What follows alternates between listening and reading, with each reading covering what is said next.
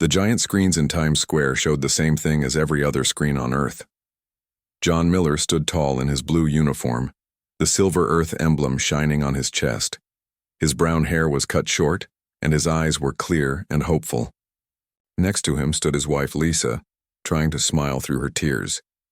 Their daughter Katie clung to her father's leg, not fully understanding that he was about to leave. "It is a great honor to represent Earth," John said into the microphones. His voice was steady, but those who knew him could hear the slight tremor.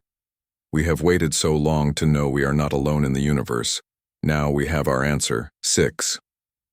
Weeks ago, the massive ships had appeared just beyond Mars. They came without warning, their technology far beyond anything humans had built. Panic spread across Earth like wildfire. Some people stockpiled food, others fled to remote locations. Religious groups proclaimed the end times. Then the aliens sent their message. They called themselves the Valkyrie Confederation. They wished to establish contact. They requested a single human representative. The United Nations debated for days. Military leaders wanted to send a soldier. Politicians wanted to send a diplomat. In the end, they chose John Miller, a lieutenant in the International Space Force with training in both combat and communication. He was smart, adaptable, and most importantly, he volunteered. "If they wanted to destroy us," John had said during his interview, "they could have done it already. I think they're curious. And so am I." Now, as the whole world watched, John knelt down to look Katie in the eyes. "I'll be back before you know it, sweetheart," he said. "You take care of Mom for me, okay?" Katie nodded solemnly, her small hand reaching up to touch the emblem on his chest. "Promise you'll bring me something from space?" John smiled. "I promise." Lisa stepped forward and wrapped her arms around her husband. Their kiss was brief but intense. When they separated, she pressed her forehead against his. "Come back to us," she whispered. "Wild horses couldn't stop me," he replied with a small smile, their private joke from years ago when they first dated. The shuttle waited on the landing pad. It was an Earth vessel that would take John to the edge of the solar system where the Valkyrie mothership orbited. Unlike the sleek alien craft, the human shuttle looked clunky and primitive. Some people wondered if the Valkyrie would be insulted by such outdated technology. General Frank Peters gave John a firm handshake. "Remember your training, son. Observe everything. Report what you can. Trust your instincts." "Yes, sir," John said, saluting. Dr. Ellen Gray, who had spent 3 weeks teaching John the basics of xenobiology, handed him a small device. "This will collect biological data without them noticing. If you can get samples—" "I know, Doctor," John said gently. "But I'm an ambassador first, a scientist second." President Cara Rodriguez approached last. The weight of the world showed on her face. "Lieutenant Miller, you carry the hopes of 8 billion people with you, no pressure." She smiled weakly at her own joke. "I'll do my best, Madam President," John replied. With a final wave to the cameras, John boarded the shuttle. The doors sealed. Behind him with a hiss.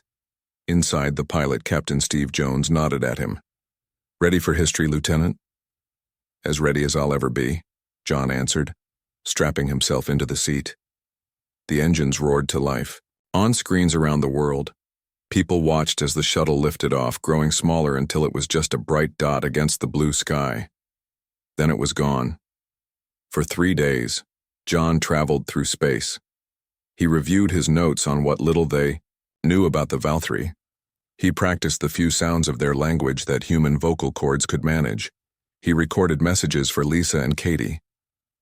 "The stars are incredible out here," he told them in one recording. "I wish you could see them, Katie. No light pollution, just endless diamonds on black velvet." On the 4th day, they reached the rendezvous point. The Valkyrie mothership filled the view screen, a massive structure that seemed to be made of overlapping plates, like the scales of an enormous fish. It dwarfed the human shuttle, making it look like a mosquito next to a whale. "Holy cow," Steve whispered. "That thing could probably hold all of New York City." A beam of light shot out from the mothership, scanning their vessel. Then a voice came through their communication system. It spoke English, but the sounds were strange, as if the speaker had too many or not enough mouthparts. Human vessel. Approach docking bay. Follow light path. A trail of glowing blue dots appeared in space, leading toward an opening in the side of the mothership. Well, here goes nothing, Steve said, guiding the shuttle along the path. As they entered the docking bay, both men fell silent. Inside was a cavernous space filled with ships of different designs. Some looked almost organic, with curves and patterns that reminded John of seashells. Others were angular and metallic. I think we're not the first visitors, John said quietly. The shuttle landed on a marked platform. The engines shut down. There was a moment of stillness. This is it, John said, standing up and straightening his uniform. He picked up his small pack of personal items and the equipment Earth's scientists had given him. Captain, if I'm not back in 3 months, you will be, Steve interrupted firmly. Good luck, Lieutenant. John nodded and moved to the airlock. He took a deep breath, trying to calm his racing heart. The inner door closed behind him. The air cycled. Then the outer door opened. 3 Valkyrie waited for him. They stood on 2 legs like humans, but that's where the similarity ended. They were tall, at least 7 feet, with body shapes that reminded John of mantis shrimp. Their skin was iridescent, shifting colors as they moved. They had 4 arms each, ending in hands with 3 long fingers. Their heads had no visible eyes, just smooth surfaces with breathing slits along the sides. Welcome, John Miller of Earth, the middle one said.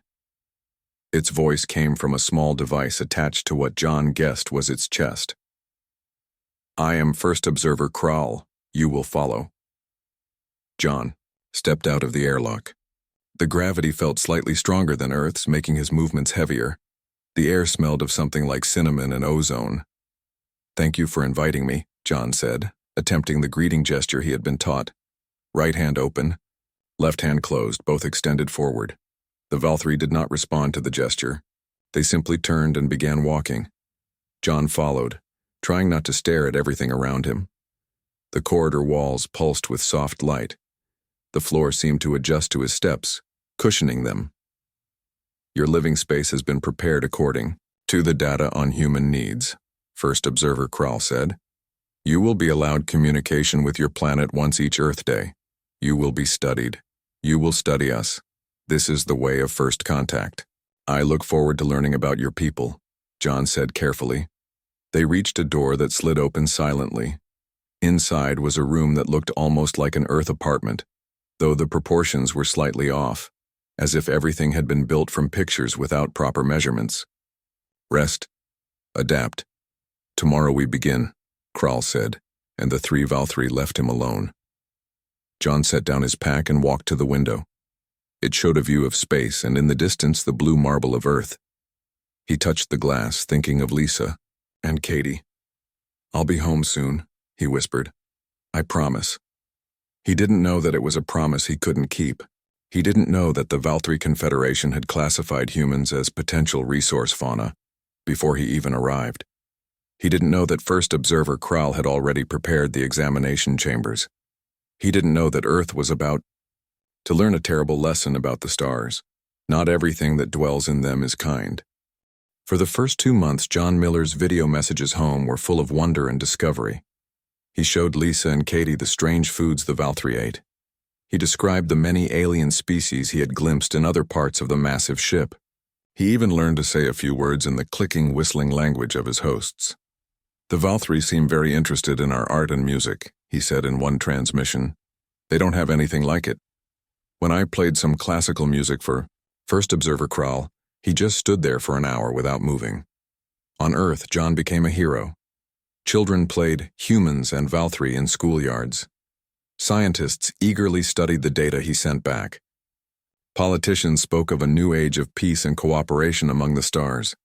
Lisa appeared on talk shows, always composed and proud. John was born for this, she told the hosts. He's always been curious about what's beyond our world. Katie drew pictures of her father standing with the tall, shimmering aliens. Her teachers hung them on classroom walls. My dad is teaching them about Earth, She would tell anyone who asked. Then one day the daily message didn't come. At first, no one was too worried. Technical difficulties, the experts said. Space was vast, and communication across such distances was tricky, but one day became 2, then a week, then 2 weeks. Lisa stopped sleeping. "Something's wrong," she told her mother on the phone. "I can feel it." Katie started having nightmares. She would wake up crying, saying that her daddy was calling for help, but she couldn't find him. At the United Nations Space Administration headquarters, emergency meetings went on day and night. Military leaders pushed for sending armed ships. Scientists argued for patience. "We don't want to start an interstellar incident," they said. President Rodriguez finally authorized a message to be sent to the Val-3 mothership. "We are concerned about the welfare of our ambassador. Please respond." No answer came. On the 23rd, day of silence, the radar stations around Earth picked up a small object entering the atmosphere. It moved too fast and with too much purpose to be space junk. Fighter jets scrambled to intercept it, but the object easily outmaneuvered them. The Val-3 shuttle landed precisely on the front lawn of the United Nations building in New York. It was small, about the size of a delivery van, with the same shimmering scale-like exterior as the mothership. For 6 hours, no one approached it. Bomb squads scanned it from a distance. Snipers took positions on nearby rooftops. The area was evacuated for 10 blocks in every direction. Finally, as the sun was setting, the shuttle opened. No Val-3 emerged. Instead, a ramp extended to the ground, and a single stasis pod slid out. Then the shuttle closed and took off, vanishing back into space before fighter jets could even respond. Dr. Ellen Gray was the first to reach the pod, wearing a full biohazard suit. The clear top revealed a human form inside. As she wiped away the frost from the viewing panel, she stumbled backward with a cry that everyone nearby could hear through her suit's speakers. It was John Miller. His body was perfectly preserved, in the freezing chamber. But it was not the same John who had left Earth with hope in his eyes. His skin was covered in precise surgical cuts that had been carefully sealed afterward. Parts of his skull had been removed and replaced, the seams visible like a terrible jigsaw puzzle. His chest showed evidence of multiple surgeries, and most disturbing of all, etched into his forehead in characters that were clearly Val-3, was a word. Later, using John's own notes and recordings, linguists would translate it, inadequate. News of John's return spread across Earth like a tidal wave. At first, the authorities tried to keep the details secret. Lisa was told only that John had died in an accident. But one of the medical team examining the body leaked photos to the internet. Within hours, everyone on Earth had seen what had been done to their ambassador. Lisa collapsed when officials finally showed her John's body in the secure medical facility. "That's not my husband," she whispered at first, unable to accept the horror before her. "That can't be John." But it was. DNA tests confirmed it. The wedding ring still on his finger was the one she had placed there 10 years ago. In his pocket was the small drawing Katie had given him before he left, a crayon picture of their family holding hands. Katie wasn't allowed to see her father. Lisa's mother took the child to their cabin in the woods, away from the screens and the news and the terrible knowledge of what had happened. The medical team worked day and night to understand what had been done to John. They found evidence that most of the procedures had been performed while he was still alive. His brain showed signs of having been mapped and partially dissected. Samples had been taken from every organ, every type of tissue. They treated him like a lab specimen. Dr. Gray told the emergency session of the United Nations Security Council. Her voice shook with rage. Not like a sentient being, not like a person. 2 days after the shuttle's departure, a message was received from the Val-3 mothership. It was audio only, in the same artificially produced English as before. "The specimen you provided has been thoroughly examined and found to be non-sentient resource fauna. Your biological and technological development is insufficient for classification as an intelligent species. Your planet has been designated as Harvest Zone 17B. Collection units will begin extraction of useful biological material and minerals within one standard rotation. Resistance is not anticipated, but will be addressed if necessary. The message, played once and then repeated. It played on every radio frequency, every television channel, every computer and phone screen. No one could stop it or block it. In her woodland cabin, Lisa heard it on the old emergency radio they kept for storms. She sent Katie outside to play and listened to the message 3 times through. Then she called her brother, who worked at a military base. "Paul," she said, her voice cold and steady in a way it hadn't been since they found John's body. "I need you to get me to New York. I need to speak to the president." "Lisa, nobody can get to New York right now. It's chaos." "The military is... They killed my husband," Lisa interrupted. "They cut him open while he was still alive. They're coming to do the same to all of us," to Katie. "I need to talk to someone who can do something about it." There was silence on the other end of the line. Then Paul said, "I'll be there in an hour." "Oh no."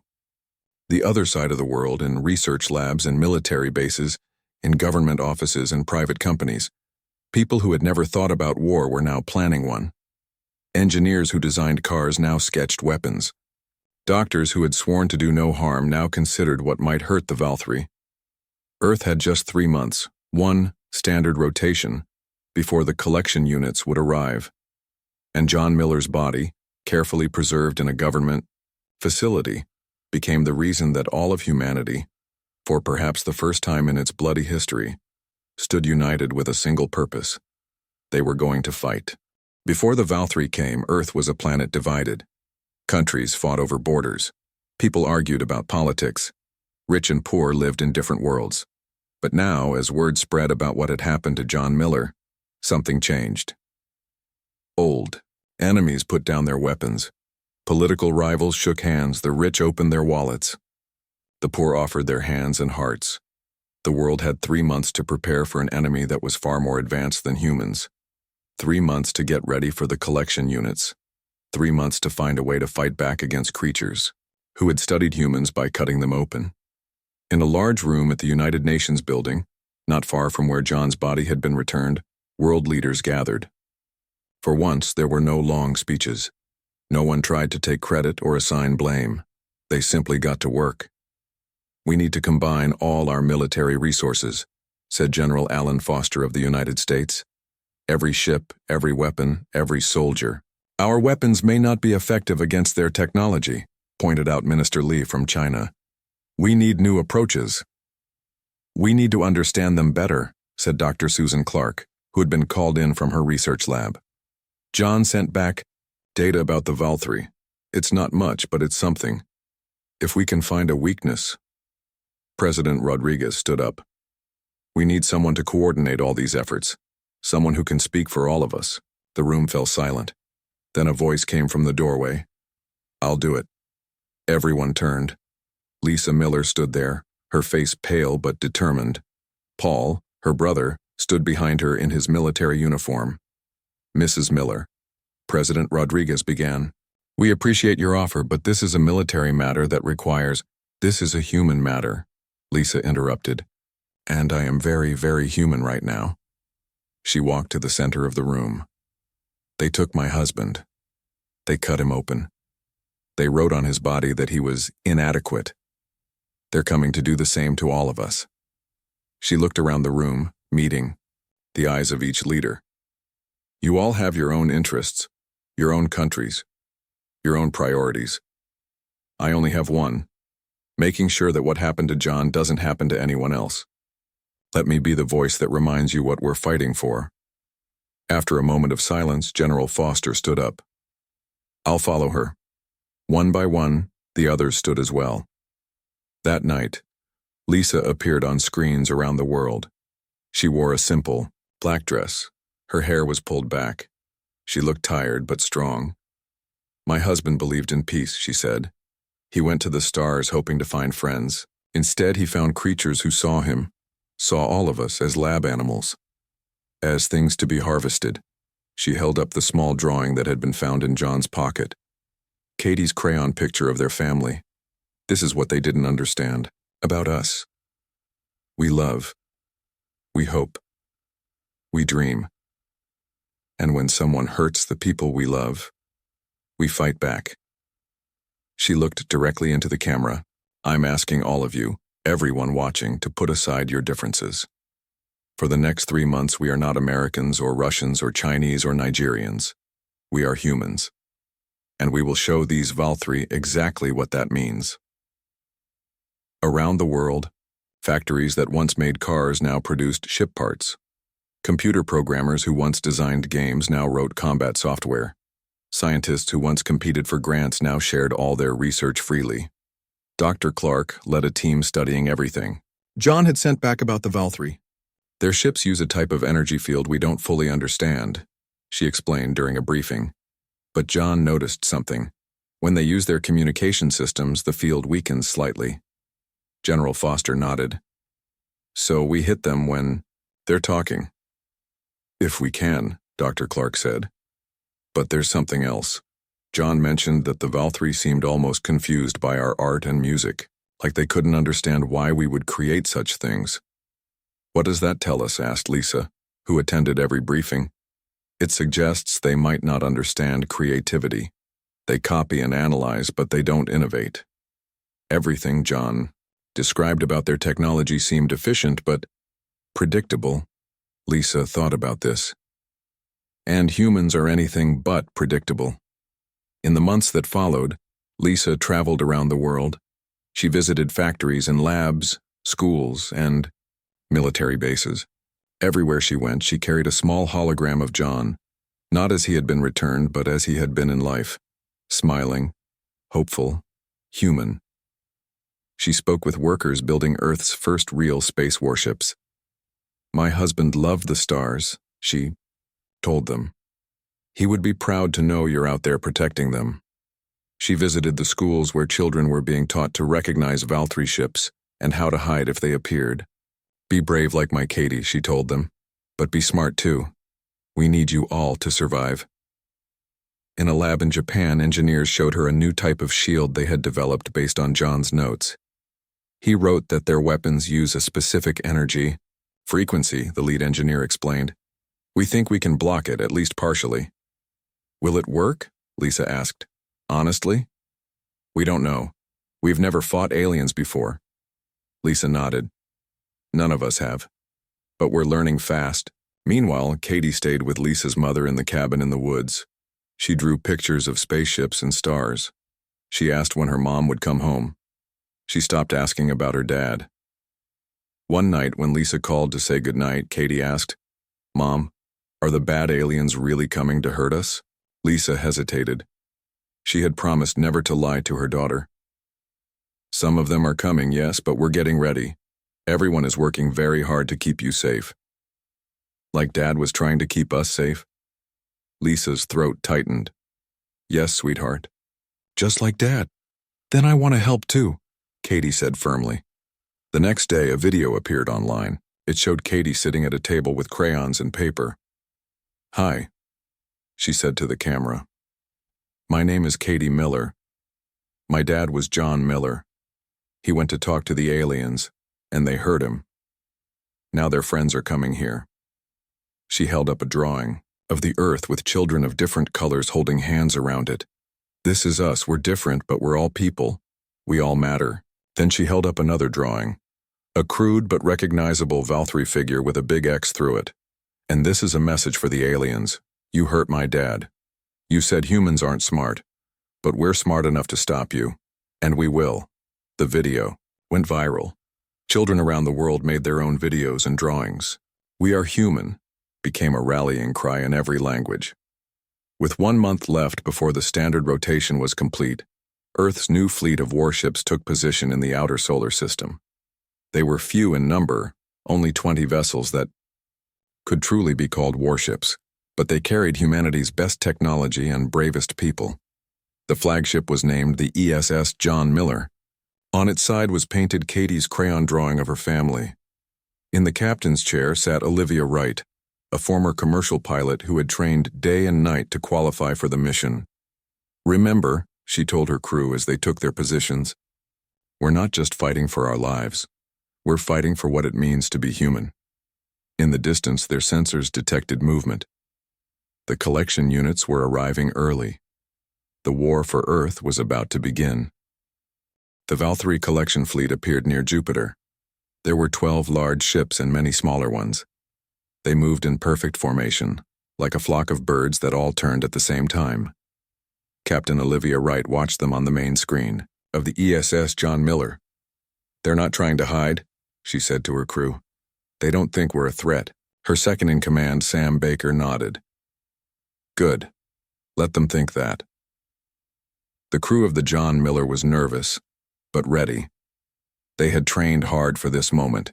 Each person wore a patch showing Earth with the words, "Remember why we fight," below. Many had pictures of their families taped to their stations. Olivia opened a channel to the other 19 ships in Earth's small fleet. "This is Captain Wright. The collection units have arrived. Remember your training, remember the plan, and remember John Miller." She took a deep breath. "Let's show them what humans can do." Back on Earth, people gathered around screens to watch the battle. Lisa Miller sat in the command center with General Foster and President Rodriguez. They could see what the ship's cameras showed. They could hear the communications between captains. "The Valkyrie ships are spreading out," reported one of the technicians. "They're moving toward our fleet." Lisa gripped the arms of her chair. "They still think we're just going to let them harvest us." On the main screen, they could see the Valkyrie ships growing larger as they approached Earth's fleet. The alien vessels were smooth and sleek with no visible weapons or engines. They seemed to glide through space like sharks through water. "All ships, hold position," Olivia ordered over the comm. "Wait for them to get closer." The plan was simple, but dangerous. Dr. Clark had discovered from John's notes that the Valkyrie ships were nearly impenetrable to Earth's weapons, except when they were using their communication systems. So humanity's fleet would try to trick them into sending messages. "They're scanning us," Sam reported on the John Miller. "All our ships are being scanned." "Start the broadcast," Olivia ordered. Every human ship began sending the same message, in the Valkyrie language that John had partially translated. "Greetings, Valkyrie Confederation. We accept your designation as non-sentient resource fauna. We submit to harvesting." On the screens back on Earth, they watched as the Valkyrie ships paused their advance. "They're confused," Dr. Clark said, watching from her station. "This doesn't fit their prediction for how we would react." A few tense minutes passed. Then, as hoped, the Valkyrie ships began to communicate with each other. Their energy shields flickered slightly as they redirected power to their communication arrays. "Now!" Olivia shouted. All 20 Earth ships fired at once. They used a new type of missile that Dr. Clark's team had developed based on John's notes about Valkyrie technology. The missiles weren't very powerful by normal standards, but they were designed to target the specific frequency of the Valkyrie communication systems. On the screens, they watched as the missiles streaked toward the alien ships. Most of them hit their targets. Where they struck, the smooth surfaces of the Valkyrie ships rippled like water. "Direct hits," Sam called out. "Their shields are fluctuating." But the Valkyrie recovered quickly. Their ships stopped communicating and their shields strengthened again. Then they began to move with frightening speed toward Earth's fleet. "Evasive maneuvers," Olivia ordered. "All ships break formation. Pattern Omega." The human ships scattered in all directions. They were smaller and more nimble than the Valkyrie vessels, and they used this to their advantage. The Valkyrie seemed confused by the unpredictable movements, as if they had expected the humans to flee in a straight line or hold position. "They don't understand tactical retreat," General Foster observed. "Look how they're pursuing." The Valkyrie ships chased after the human vessels, but they moved in predictable patterns that the Earth captains had trained to recognize. When 3 Valkyrie ships cornered the ESS Courage near Mars, the smaller human ship dove between them, causing 2 of the alien vessels to collide. "Yes," shouted someone in the command center, but their celebration was short-lived. The damaged Valkyrie ships quickly repaired themselves, the materials of their hulls flowing like liquid to seal any breaches. And they were learning from each human tactic, adjusting their pursuit patterns. "We can't keep this up," Olivia said over the comm. We need to try something else. She turned to Sam. Prepare the Miller Protocol.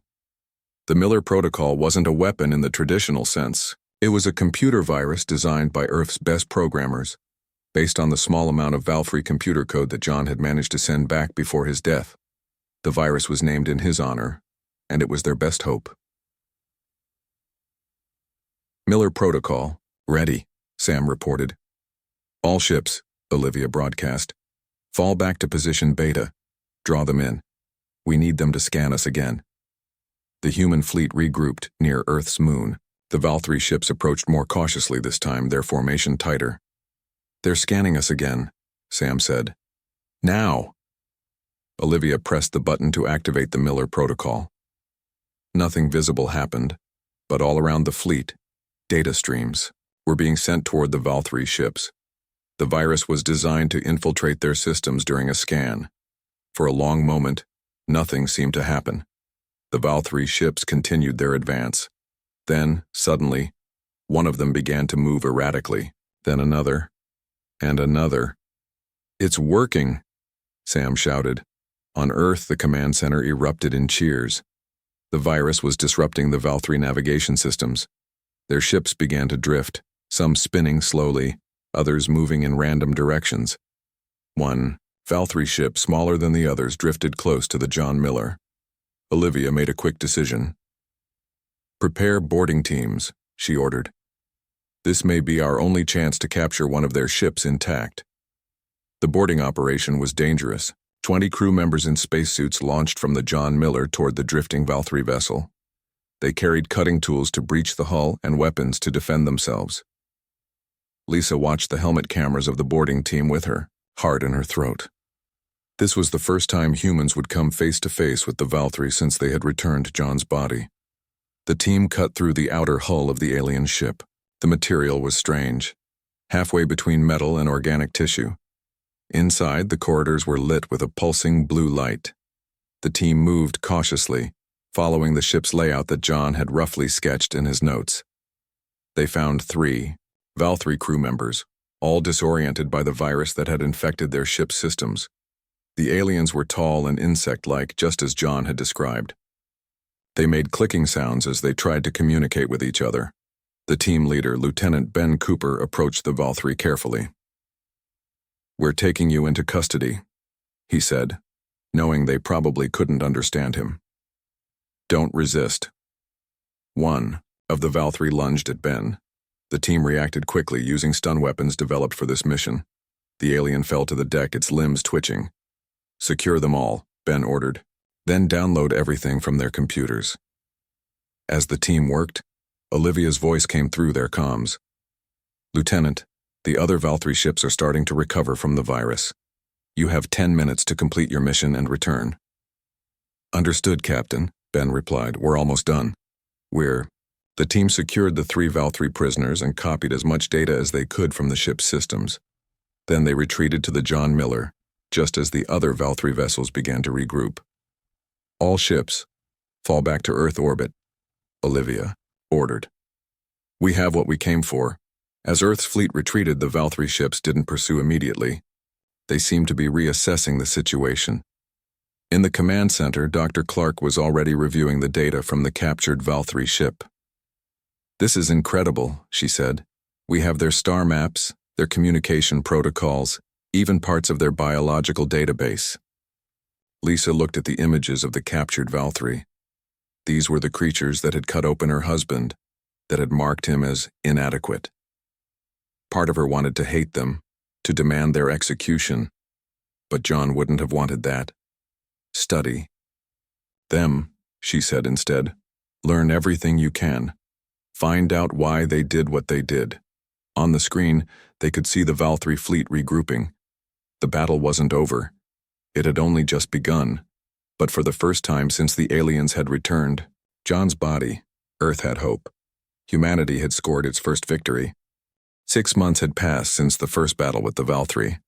Earth had changed in ways no one could have imagined before. Cities now had shield generators. Children practiced alien drills at school. Everyone carried emergency packs with food and water just in case. But the biggest changes were in space. The 20 ships that had faced the first Valkyrie attack were now joined by hundreds more. Some were small and fast, designed for quick strikes. Others were large carriers that could launch fighter craft. All of them carried weapons based on what had been learned from the captured Valkyrie ship. In a special lab deep underground, Dr. Clark and her team studied the 3 Valkyrie prisoners. Learning to communicate with them had been difficult but not impossible. The Valkyrie used clicks, whistles, and color changes on their skin to talk to each other, but they could understand simple written messages in their own language, which John had partially translated in his notes.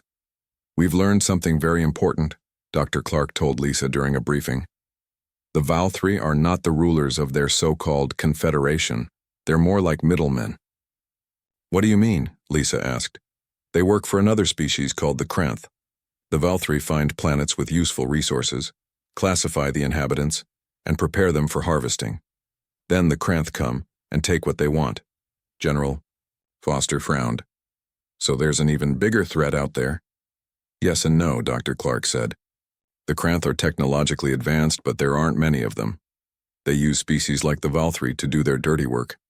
And here's the interesting part. The Valkyrie are afraid of the Kranth. They have to deliver resources on schedule, or they get punished." Lisa thought about this. "So the Valkyrie did what they did to John because they're afraid of their bosses?" "It seems that way." Dr. Clark nodded. "And there's more. The Valkyrie have strict rules about what makes a species sentient. Art, music, emotions. These things don't count in their system. Only technology matters, and they judge technology by how similar it is to their own. So because we don't build ships like theirs, we're not intelligent?" Lisa asked, her voice tight with anger. "In their view, yes, it's a very narrow definition. But here's the good news: the Valkyrie follow rules. They have protocols for everything. And thanks to the data we captured, we now know those protocols. This information changed Earth's strategy. Instead of just fighting the Valkyrie, they would try to change the aliens' classification of humans. They would show that humans were intelligent by the Valkyrie's own standards." On the bridge of the ESS John Miller, now the flagship of Earth's Second Fleet, Captain Olivia Wright received new orders. Her ship, along with 5 others, would attempt to reach the Valkyrie homeworld. Not to attack it, but to present evidence. "This is either very brave or very stupid," Sam said as they prepared for the mission. "Maybe both," Olivia replied with a small smile. "But we have to try. We can't win a long war against their technology. We need to change their minds." The journey would take 3 weeks at their fastest speed. The ships were loaded with all the evidence they could gather about human technology, intelligence, and creativity. They also carried something special, a new communication device that could send messages directly to the Valkyrie leadership. As they prepared to leave, Lisa came aboard the John Miller. She had rarely left Earth during the war, focusing instead on keeping humanity united.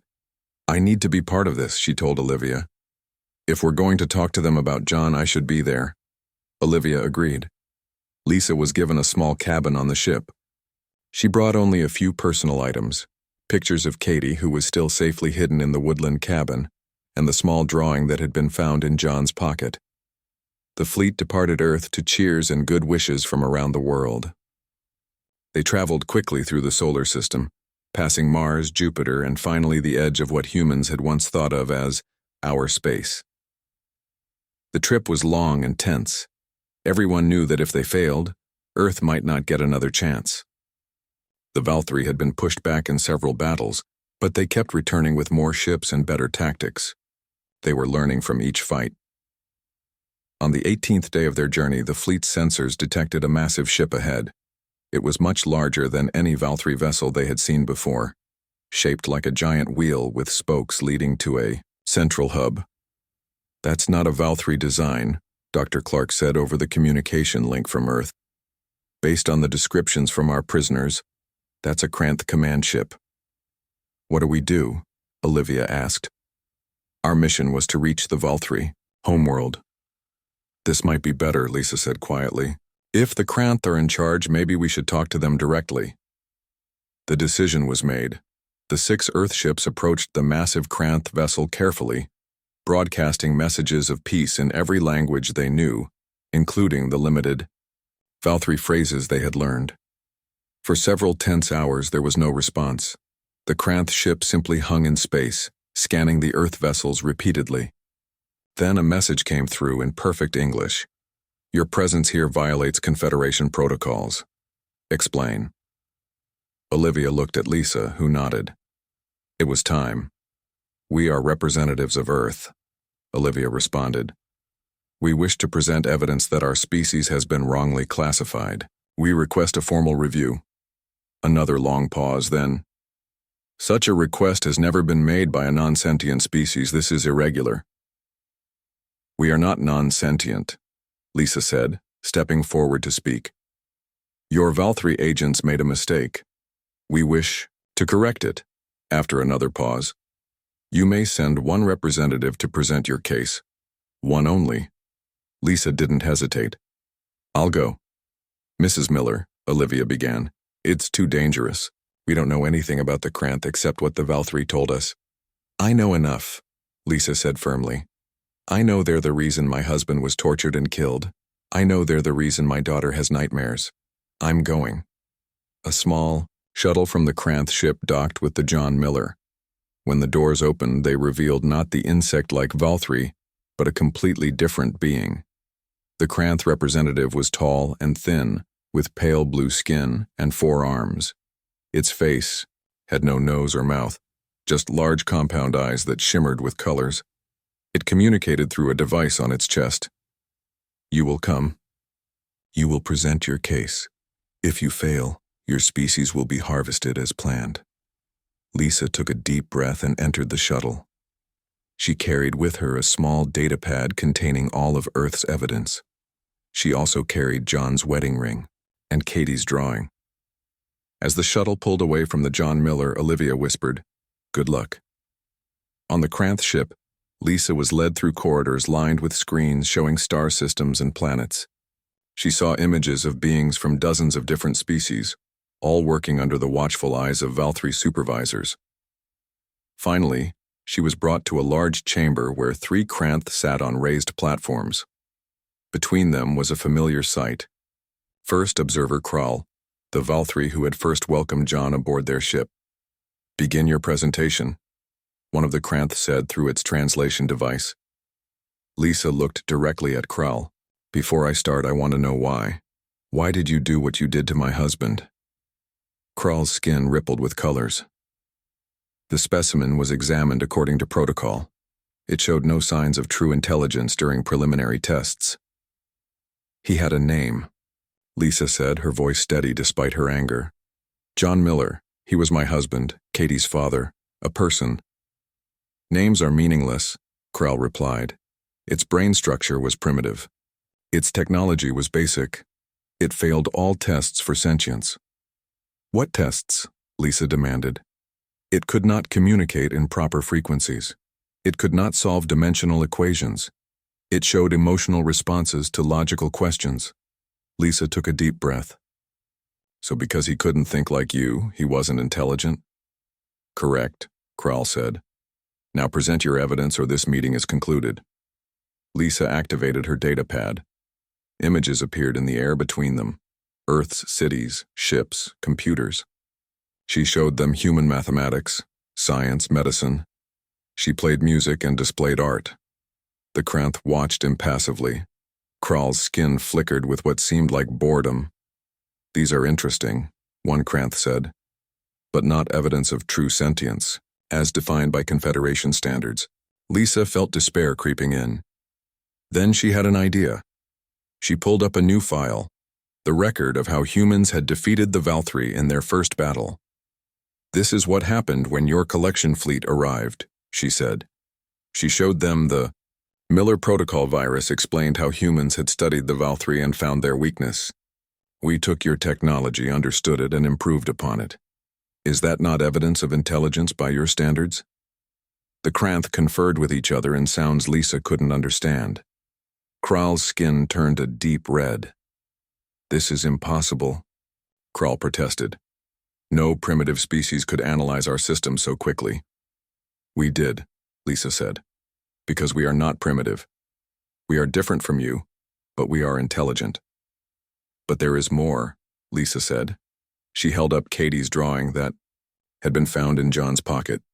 This simple picture is why we fought so hard. Not because we feared death, but because we love life. My husband carried this into space because our daughter made it for him. It reminded him of why he was there, to build a better future for her. She looked directly at the Kranth. You may be more advanced than us in some ways, but if you can't understand,